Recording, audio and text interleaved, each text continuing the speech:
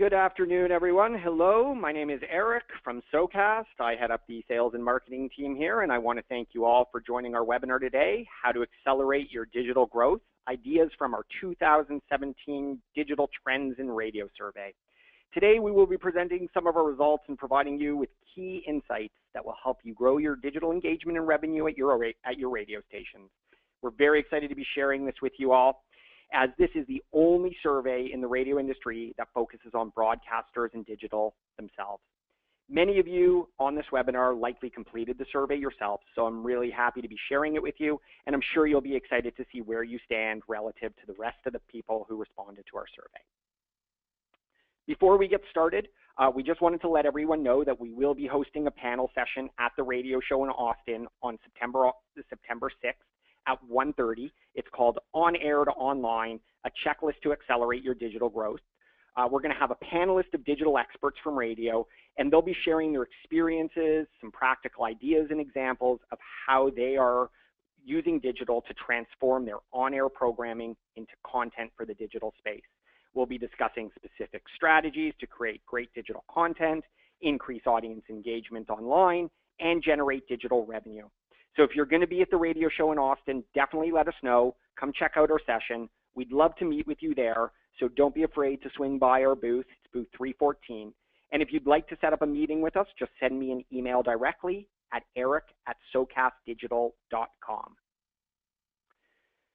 Before we jump into the survey results, I wanted to give you a preview of what we'll be covering today. First, I want to give you a little bit of background on how we conducted this survey, explaining our methodology and taking a look at our sample. Then we'll go through the results and we'll take a look at some revenue and engagement trends in the radio industry, specifically what the most successful groups are doing so that you can take away some action items and bring them back to your own stations. Next, we'll look at what broadcasters are doing to manage their digital presence. In this section, we'll look at the governance of digital with radio stations and how to best enable your people to succeed in the digital space. We'll also look at the biggest opportunities for radio to grow in the future, and then we'll wrap up with some key takeaways from the session for you to take back to your stations. In our survey, we asked 22 questions to assess where broadcasters stand today in terms of revenue, engagement, technology, and their opinions on other digital trends. We focused on radio executives, program directors, and managers primarily across North America, but while collecting responses from these roles, and as they were our primary focus, we also got some valuable insights from on-air talent, promotional roles, and others in radio station operations. Ultimately, what we wanted to do is assess how radio groups are operationalizing digital today, establish some industry benchmarks, and extract some learnings about what the most successful broadcasters are doing so we could share with others like you so you too can improve in digital. All in all, we got 169 busy people to take time out of their day, GMs, PDs, executives, and others, and we're really appreciative of everyone who took the time to contribute their insights on digital and thrilled to share the results with all of you today. Looking at the breakdown by market size and the number of stations, we believe we have numbers that are representative of the industry and offer a solid cross-section for everyone. Getting a representative sample is helpful so that we can look at the data in many different ways to help compare you to similar groups from large market to small market and groups with many stations to those with few. As you'll see throughout the survey results, the management of digital is a bit different between different types of radio groups. So without further ado, let's get into it. First, we're going to take a look at just how much revenue radio stations are generating from digital and how they're doing it. Our first takeaway from our research is that larger radio groups tend to have larger percentage of revenues coming from digital. This obviously makes sense. Oftentimes, smaller radio groups have less resources, time, people, and money to put towards digital, and it can sometimes be somewhat neglected. This is a bit of a shame because digital provides a plethora of opportunities to increase revenue and engagement. And having a robust digital presence is also essential to drive tuning and maintain a strong connection with your audience. The evidence for this can be seen in the two smaller graphs on the right-hand side. For small radio groups, which we define as having less than 10 stations, only 22% are generating digital revenue of more than 6%, while larger radio broadcasters, 33% generate more than 6% of their revenue from digital. On the aggregate results, we see that nearly half of broadcasters are getting less than 3% of their revenues from digital, whereas only 21% of broadcasters are getting more than 6% of their revenue from digital. We've identified 6% as the threshold we're going to use to determine successful digital revenues, as this is what has been sort of benchmarked by the industry, and we will be referring back to this threshold throughout the presentation, so please keep it in mind. Our next finding with respect to revenue is that groups with more types of digital inventory see higher revenues. On this, we wanted to dig in a little bit deeper and see which type of ad units and revenue tools are generating digital revenue from our survey respondents. On this graph, we are looking at high revenue versus low revenue groups juxtaposed so that you can see the difference. Keep in mind, this is not an exhaustive list of all the types of ad units that are generating digital revenue for radio, but these are the most commonly used, and you should certainly be aware of all of the digital inventory at your disposal. We'd be happy to sit down with anyone, at any time to discuss this in greater detail. For higher revenue groups, we find that display ads, promotions, sponsorships, sponsored social media posts, audio and video pre-roll, as well as mobile app inventory are the primary drivers of digital revenue. Because your websites are strong traffic drivers and where people come to access your listen live streams, enter into your contest, find local information and much more, there is ample opportunity for you to provide strong advertising opportunities for your ad partners. One tool that we'll be keeping an eye on and should be called out as an opportunity is the growth of offering digital services, things like SEO, search engine optimization, social media management, content management, such as building websites and the like, and other services. To offer those to your ad partners can be a lucrative value add to the ongoing services you're providing, such as spot ads and things like that. Obviously, this would take some investment in ensuring you have the right resources and roles to deliver these services, but we believe this has the potential to significantly impact your bottom lines in a meaningful and positive way. In the next section, we're going to take a look a little bit deeper into how radio stations are connecting with their audiences in digital. We'll look at how stations are driving traffic to their websites, as well as how they manage social media and their online content. Focusing on high revenue groups here, we see that the biggest traffic driver for radio are on-air ads, DJ mentions, social media referrals, local information, contests, and online listening. Telling your audience on air to visit your website to enter your contest or to access your listen live stream is a great way to get people coming back and visiting your website.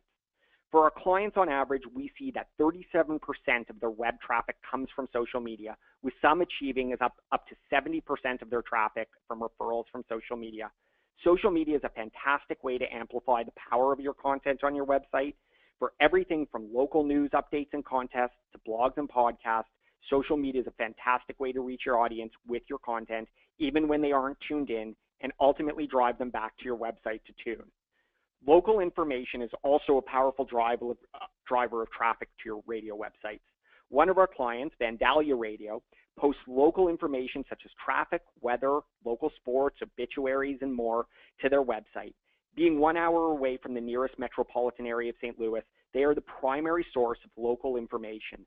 This allows Vandalia to maintain consistently high levels of web traffic despite the small area population of only about 7,000. And this traffic in turn allows them to charge higher premium for their advertising space. It's easy for you to do the same with your stations. Contests and promotions are also a great way to drive traffic to your website. Giving your audience more channels through which they can access your contests will increase the number of entries and allow you to add more names to your membership database and gain valuable insights to share with your ad partners. In our survey results, we found that high revenue groups are active on more social media platforms. It obviously makes sense. Each social media platform you are part of is another way for you to amplify the power of your content and extend your reach. Hence, why we are using the megaphone to represent the statistic. Unsurprisingly, Facebook and Twitter are the most common social networks used by radio, as these both have the largest membership bases and the most activity. However, there are some other channels being used as well. For instance, Instagram is used by about half the broadcasters in our survey. YouTube is also popular as video continues to grow in importance, and SoundCloud and other podcasting platforms continue to grow as well. It is important to ensure that you have the resources to commit to any social media channel that you are part of, and it makes sense for your station. It takes time to build a presence on your social media platforms. Even if you are promoting them on your website, contests, and through on-air mentions, you need to ensure that you are committing to posting on them on a consistent basis in order to drive value for your radio stations. Your radio station's brand is a powerful tool that you can leverage to grow your social media following, but you still need to commit consistent efforts towards these channels. Our next finding is that radio groups who are using software to manage, monitor, and publish to social media see higher digital revenues. In fact, they are twice as likely to have higher digital revenues than 6%. The simple fact here is that using software to manage and publish to social media allows broadcasters to get so much more done by improving efficiency and workflow, thus increasing the quantity of social media posts they're producing. The ability to schedule posts and post directly from an integrated dashboard allows broadcasters to accomplish more with limited resources. The social media monitoring tools provided by such software also make it easier for broadcasters to see which social media posts have higher performance. This way, they can see what their audience responds to, interact with them directly and personally, and post more similar content to drive more engagement to their websites. This in turn allows broadcasters to charge more for their digital advertising space, leading to higher levels of engagement, loyalty, and ultimately overall digital revenues. Next, we take a look at how often broadcasters post to their radio stations, blogs, and news, and what kind of digital revenues they are seeing. We found that groups with higher digital revenues post blogs much more frequently, with 44% doing multiple times per day, and we suggest that you follow suit. Your blog posts don't have to be 1,500-word long form posts. Something as simple as sharing a meme or a funny video or a local news story with a comment is enough to constitute a blog post. Have your personality conduct these blog posts during the shows and post them on social media to reflect the content you're also discussing on air. The clickbacks to your website will then lead to higher traffic and engagement levels, and as we've discussed before, greater digital revenue. Also interesting on this slide is that 36% of groups with low digital revenue don't blog at all. This shows that there is a significant opportunity for radio broadcasters to grow digital engagement and revenue by producing original digital content. Ultimately, your online content should complement what you're doing on air, and ensuring that you have a balance between high quality and solid quantity of content is an important consideration and warrants ongoing evaluation by your content producers. Identifying what content is driving traffic to your website and reproducing based on its success is critical. Now that we've looked at how you can grow digital revenue and engagement at your radio stations and what some of the more successful stations are doing, let's take a look deeper into the details of what things you can do within your organization to promote this kind of growth. This section will take a look at digital governance within radio stations and tell you what kinds of tools will help grow your digital engagement and revenue. After all, digital is a team effort that requires buy-in from everyone at your radio stations. So let's take a look at the things you can implement at your company from an organizational perspective to help promote digital growth. In our survey, we asked broadcasters a variety of yes/no questions about their radio stations and how they manage digital. On this question, we asked if they have a documented workflow for implementing digital ads and sponsorship. The difference on this one is astounding. 40% of groups whose teams have workflows and the tools needed have higher digital revenues over 6%, while only 9% of groups without documented workflows and sales tools have high digital revenue. Thinking about this further, it's obviously quite logical. If you are giving salespeople the tools that they need to sell digital, such as a rate card and training, and the supported statistics from your websites and apps, you can more easily convey the value and benefits of your digital inventory to your ad partners. Digital becomes a key part of the sales process and not an afterthought or an add-on to selling spot ads. Following from the previous slide, groups that measure key metrics in digital sell more inventory. The results here are also quite telling. 45% of groups that measure digital success regularly have high revenues. Alternatively, only 4% of those that do not measure regularly meet the high revenue threshold. We attribute this to two things. First, groups that track key metrics in digital hold themselves more accountable for driving those results and encourage buy-in across the organization. If your stations are monitoring the number of page views and tune-ins and digital revenue they get each month, they are better prepared to develop new strategies in order to drive and grow these numbers. By making these metrics a focus in monthly or weekly meetings, your stations will be better equipped to grow them. Again, this in turn will lead to higher digital revenues for your stations. Second, groups that track key metrics in digital are better able to convey the value of advertising inventory to their partners. If you are able to prove to an advertiser that they will get 100,000 impressions per month for an advertisement on your homepage, they're much more likely to make the investment. So now that we've talked about how important it is to track key metrics, let's take a second to look at which metrics you should be tracking.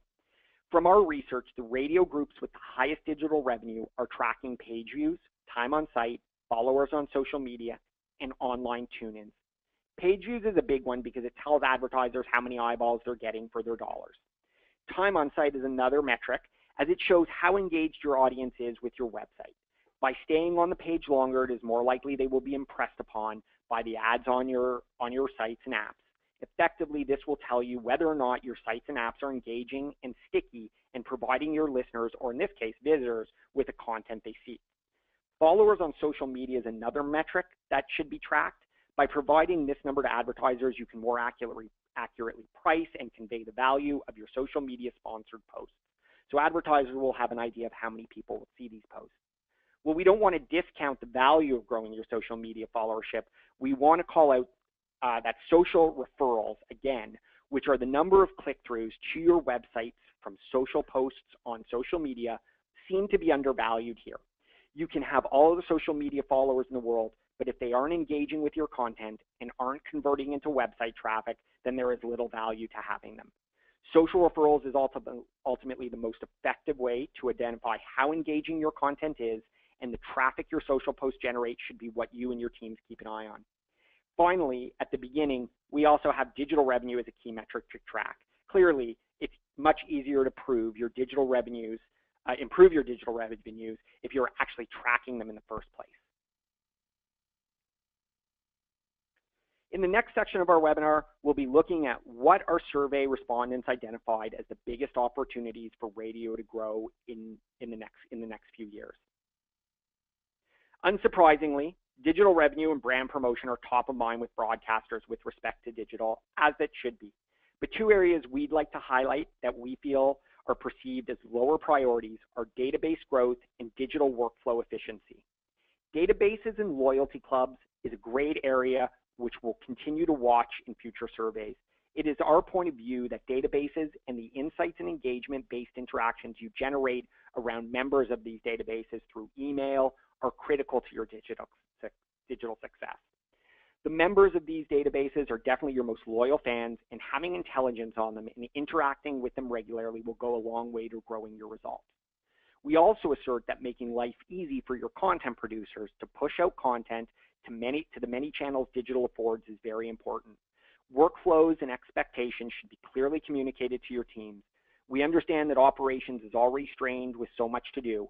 Ensuring your team has the proper tools and platforms to make digital content preparation and deployment to all of the channels your listeners are consuming it in is easy. This will help avoid frustration and increase adoption of the digital mindset required to succeed in the digital space.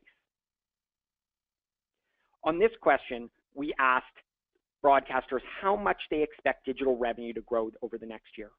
Overall, we find that about 60% of broadcasters believe that digital revenues will grow by more than 10% in the next 12 months. This sentiment is relatively similar between both small and large groups. Other industry research has called out similar trends. For instance, Burrell and Associates stated that digital revenue for U.S. radio stations grew by 12% in 2016 and will grow by an amazing 22% in 2017. This is important as traditional spot revenues have remained flat for radio in general. Digital is clearly the pathway to growth for the industry. With this question, what are the biggest opportunities for digital? We asked where broadcasters expect the growth in digital to come in the next few years. Ostensibly, Display ads are a big opportunity for radio to grow in digital because they have not been yet fully monetized. They have not been yet fully monetized. There is still more space for broadcasters to take advantage of display and banners on their websites. But really, mobile and video were called out as the two biggest opportunities for digital growth, and it's easy to see why. By monetizing mobile apps, radio broadcasters can experience a significant lift in revenue. Video is another prime opportunity for digital revenue growth, as video pre-roll ads are not yet widely implemented for radio broadcasters, even though video is a highly engaging channel for radio. Podcasting is another emerging big revenue opportunity for radio, but since it is a newer channel, radio is not yet best determined how it should be monetized or can be monetized. In our experience, advertisers and listeners prefer ads read by radio personalities with whom they have the greatest trust. By measuring the number of podcast downloads and streams at your radio stations, you can offer podcast sponsorships to your advertising partners. Also, we wanted to call out here that your social media and voice-activated technologies are also opportunities for radio to grow in digital, but they seem to not have had enough rating to be put into the top group. Social media is still seen as more of an engagement play rather than as a revenue play, and for voice-activated technology, the technology is extremely new and the revenue opportunities are not yet well established, hence why it's not called out as a big opportunity for digital revenue. Nevertheless, we'll continue to track its perceived value and growth as a channel in future surveys. Since broadcasters said that mobile was the biggest opportunity to grow in digital, we'd like to take a minute to discuss the segments in greater detail, and we'll delve into how the most successful groups in digital are managing their mobile apps. Really, there are two types of mobile apps. Simple ones that allow only access to your stream, and those that are more robust and offer app users not only access to your stream, but also to content such as blogs and news, social feeds, in-app texting, and one-to-one interaction between your content producers, such as your DJs or community managers, depending on how you're set up. And it's these features that make sure that your listeners and users spend more time and return with frequency to use your apps. Hence, they will drive more revenue and more impressions. With people looking at their phone on average of 150 times per day, how do you make sure that your apps remain sticky? It's a good question.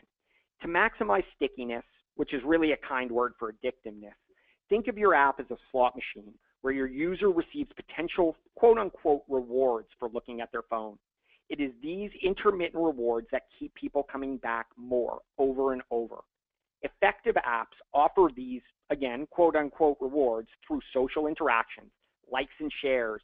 People like to see responses to their song requests and social posts and direct interaction from your personalities, seeing their name and message on your apps, receiving push notifications and news updates so they don't miss out. Everybody today has a little bit of FOMO, or fear of missing out, right?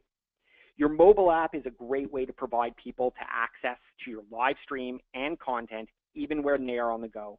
By having more touch points to reach your audience, you will get more eyeballs on your content. It is your job as a radio broadcaster to make it easy for your audience to access your content wherever and whenever they want in this day and age. This will create more digital engagement for your radio station and lead to more digital success. So before we go, that covers most of the critical insights from our first annual Digital Trends and Radio Survey, my apologies. We hope you found the content valuable and insightful, and let's take just a quick minute to summarize the key takeaways from today's discussion. First, it's important that you identify and document your portfolio of digital inventory that your sales team can sell. It's also important to start thinking beyond the box ad. Box ads and banners are definitely critical and lucrative and will always remain a staple. But looking at opportunities outside of these, such as native ads, social media posts, video pre-rolls and audio pre-rolls, etc., is critical to expand your digital success and revenue. Quality social media and blog activity drives traffic and digital revenue. So start creating unique content in these formats. Using social media and content management tools to generate results and streamline your workflows, this will help create buy-in and keep your teams engaged internally. It's important that you know which digital KPIs you should watch and review them regularly to hold your teams accountable and to get buy-in across your organization. And lastly, It's not enough to have a mobile app that just streams your live stream. You need an app that does more to drive brand affinity and engage with your audience to keep them coming back and impressing upon your website. Lastly, we just want to say that, of course, SoCast provides an amazing integrated platform to make digital growth easy for you and your radio stations. We make it easy for your radio stations to grow both digital engagement and revenue. And if you'd like to schedule a demo with us and see what SoCast can do, please visit us at SoCastDigital.com, book a demo. Or just let us know by sending an email to myself at eric@SoCastDigital.com. We offer an extensive product suite for you, from a content management system to build your websites, build and manage your mobile apps, and manage your social media, all from one dashboard. This will allow you to connect with your audience in all of the digital channels on which they're consuming their favorite digital radio brands. We also want to make it easy for your radio station with our virtual manpower. We want to make sure that we understand people are wearing many hats in this day and age. We want to make sure that everybody can easily produce engaging content across all of their websites and social media platforms. We really have three products. We have our SoCast Web, which allows you to build and manage modern and engaging websites rife with revenue tools so you can grow your digital revenue. We have our SoCast Mobile, which will allow your audience to interact with your content, whether it's your stream, your on-air stream, or your blogs, news, and content, wherever they are. It's also a great way to interact with your most important listeners and grow your database. And lastly, we provide an amazing social media relationship management tool to create powerful content, interact with your audience directly, and amplify the great content you're already producing. We want to thank everybody for attending, and before we go, we always offer a special offer to all our webinar attendees. So today we're pleased to offer a free mobile app for 1 year with the purchase of any SoCast web licenses. So if you need a new website, we'll give you a free mobile app as well. Please contact us for more details, and we'll be happy to anytime to do a complimentary digital consultation with you and your teams today. Lastly, thanks again for everybody who participated in our survey. We want to thank everybody for attending. Again, request a demo at SoCastDigital.com/request a demo, as you see it typed out on the screen, or email me directly at eric@SoCastDigital.com. And we'd also encourage everyone to sign up for our weekly blog and newsletter at SoCastDigital.com. Each week we focus on best practices in digital, share practical success stories for inspiration, discuss new technology trends as they relate to digital, all of these through the lens of how we can help you and help radio evolve and grow.